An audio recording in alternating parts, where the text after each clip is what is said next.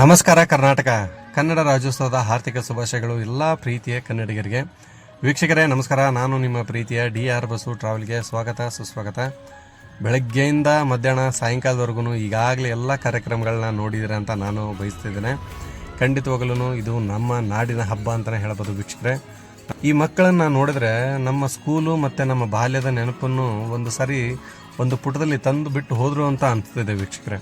ಖಂಡಿತವಾಗಲೂ ನೀವು ಕೂಡ ಮಿಸ್ ಮಾಡ್ಕೊಂಡಿದ್ದೀರಾ ಅಂತ ಅಂದುಕೊಂಡಿದ್ದೇನೆ ವೀಕ್ಷಕರೇ. ಈಗ ಕನ್ನಡ ಮತ್ತು ಕರ್ನಾಟಕದ ಈ ಕನ್ನಡ ರಾಜ್ಯೋತ್ಸವದ ಒಂದು ಸ್ವಲ್ಪ ಇತಿಹಾಸವನ್ನು ತಿಳ್ಕೊಂಡು ಬಂದ್ಬಿಡೋಣ ವೀಕ್ಷಕರೇ.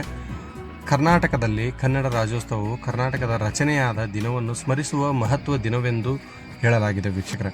1956ರಲ್ಲಿ ನವೆಂಬರ್ 1ರಂದು ವೀಕ್ಷಕರೇ ದಕ್ಷಿಣ ಭಾರತ ಕನ್ನಡ ಮಾತನಾಡುವ ಎಲ್ಲ ಪ್ರದೇಶಗಳನ್ನು ಒಂದುಗೂಡಿಸಿ ಮೈಸೂರು ರಾಜ್ಯವನ್ನು ರಚಿಸಲಾಯಿತು.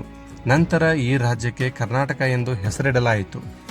ಈ ದಿನವನ್ನು ಬಹಳ ಸಡಗರದಿಂದ ಆಚರಿಸಲಾಗುತ್ತದೆ ಹಾಗೂ ಶಾಲಾ ಕಾಲೇಜು, ಸರ್ಕಾರಿ ಕಚೇರಿಗಳು ಮತ್ತು ಸಂಘ ಸಂಸ್ಥೆಗಳು ಕನ್ನಡ ಧ್ವಜವನ್ನು ಹಾರಿಸುತ್ತಾ ನಾಡಿನ ಸಮಸ್ತ ಜನರು ನಾಡಗೀತೆ ಹಾಡುತ್ತಾ ಮತ್ತು ವಿವಿಧ ಸಾಂಸ್ಕೃತಿಕ ಕಾರ್ಯಕ್ರಮಗಳನ್ನು ಆಯೋಜಿಸಿಕೊಂಡು ವೀಕ್ಷಕರೇ ಈ ಕರ್ನಾಟಕದಲ್ಲಿ ಕನ್ನಡ ರಾಜ್ಯೋತ್ಸವವನ್ನು ಸಂಭ್ರಮದಿಂದ ಆಚರಿಸ್ತಾರೆ. ಇದನ್ನು ನೋಡಿದ ನಾವುಗಳು ಕೂಡ ವೀಕ್ಷಕರೇ ಒಂದು ಸಾರಿ ನಾವು ಬಾಲ್ಯ ಜೀವನವನ್ನು ನೆನಪು ಮಾಡ್ಕೊಂಡು ಬರೋಣ. ಖಂಡಿತ ನೀವು ಕೂಡ ಈ ಥರ ಚಿಕ್ಕವರಿದ್ದಾಗ ಮಾಡಿದ್ದೀರಂತ ನಾನು ಅಂದ್ಕೊಂಡೇನೆ. ಖಂಡಿತ ನಾವಂತರೂ ಮಾಡಿದ್ದೀವಿ ವೀಕ್ಷಕರೇ. ಈ ಥರ ಚಿಕ್ಕ ಹುಡುಗರಿದ್ದಾಗ ನಾವು ಇದೇ ಥರನೇ ಫ್ಲ್ಯಾಗ್ ಎಲ್ಲ ಹಿಡ್ಕೊಂಡು ಓಡಾಡಿದ್ದಾಯಿತು, ಮಾಡಿದ್ದಾಯಿತು. ಬಾಲ್ಯದ ದಿನಗಳ ನೆನಪನ್ನು ಒಂದು ಸಾರಿ ಹಾಗೆ ಕಣ್ಣು ಮುಂದೆ ತಂದಿಟ್ಟು ಹೋದ್ರೇನೋ ಅನ್ನೋ ಪರಿಸ್ಥಿತಿಗೆ ಬಂದ್ಬಿಟ್ಟಿದೆ. ಖಂಡಿತವಾಗ್ಲೂ ನಮ್ಮ ಮಕ್ಕಳು, ನಮ್ಮ ಕನ್ನಡಿಗರು, ನಮ್ಮ ಹೆಮ್ಮೆ ಅದು. ನಾವು ಯಾವತ್ತೂ ಅದನ್ನು ಬಿಟ್ಕೊಡಬಾರ್ದು. ಎಲ್ಲ ಮಕ್ಕಳು, ಎಲ್ಲ ಜನರು, ಕನ್ನಡಿಗರು ಇದೇ ಥರ ಕನ್ನಡ ಬೆಳೆಸೋಣ, ಉಳಿಸೋಣ ಅಂತ ಹೇಳೋಕ್ಕೆ ಇಷ್ಟಪಡ್ತೀನಿ ವೀಕ್ಷಕರೇ. ಬೆಳೀತಾ ಏನಾಗ್ಬಿಡ್ತೀವಿ ಅಂತಂದರೆ ಕನ್ನಡ ಮತ್ತು ಭಾಷೆ ಅಂತ ಬಂದಾಗ ನಮ್ಮ ಮನಸ್ಸಲ್ಲೇ ಎಲ್ಲರಿಗೂ ಇರುತ್ತೆ.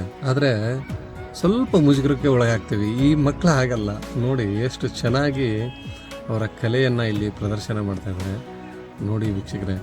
ನಾವು ಇದನ್ನು ಸುಮ್ಮನೆ ಫೋನ್ನಲ್ಲಿ ಅಥವಾ ಸಿನಿಮಾ ವಿಡಿಯೋಗಳಲ್ಲಿ ಅಥವಾ ಯಾವುದಾದ್ರೂ ಒಂದು ಕಾರ್ಯಕ್ರಮಗಳಲ್ಲಿ ನೋಡಿರ್ತೇವೆ. ಈ ಥರ ನಮ್ಮ ಕಣ್ಮುಂದೆ ಮಾಡುವಾಗ ನಮಗೆ ತುಂಬ ಖುಷಿಯಾಗುತ್ತೆ. ಈ ಥರನೂ ಮಾಡ್ತಾರಲ್ಲ, ಇಷ್ಟೊಂದು ರಿಸ್ಕ್ ತೊಗೊಂಡು ಮಾಡ್ತಿರ್ತಾರೆ. ಇದನ್ನು ನಾವು ದೊಡ್ಡವರು ಆದಮೇಲೆ ಮಾಡೋಕ್ಕೆ ಸಾಧ್ಯನೇ ಇಲ್ಲ ವೀಕ್ಷಕರೇ.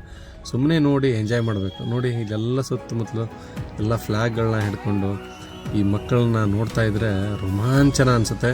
ಅದಕ್ಕೆ ಕನ್ನಡದ ಮತ್ತು ಕನ್ನಡಕ್ಕೆ ಇರುವಂಥ ಒಂದು ಶಕ್ತಿ ಅಂತಲೇ ಹೇಳ್ಬೋದು ವೀಕ್ಷಕರೇ. ಖಂಡಿತ ಈ ವಿಡಿಯೋ ನೋಡಿದ ಪ್ರತಿಯೊಬ್ಬರಿಗೂ DR ಬಸು ಟ್ರಾವೆಲಿಂದ ಹಾಗೂ ನನ್ನ ಕಡೆಯಿಂದ ನಿಮಗೆ ಮತ್ತೊಮ್ಮೆ ಮುಗಿದೊಮ್ಮೆ ಪ್ರೀತಿಯ ಕರ್ನಾಟಕ ರಾಜ್ಯೋತ್ಸವದ ಆರ್ಥಿಕ ಶುಭಾಶಯಗಳನ್ನು ತಿಳಿಸೋದಕ್ಕೆ ಇಷ್ಟಪಡ್ತೇನೆ. ಜೈ ಹಿಂದ್, ಜೈ ಕರ್ನಾಟಕ.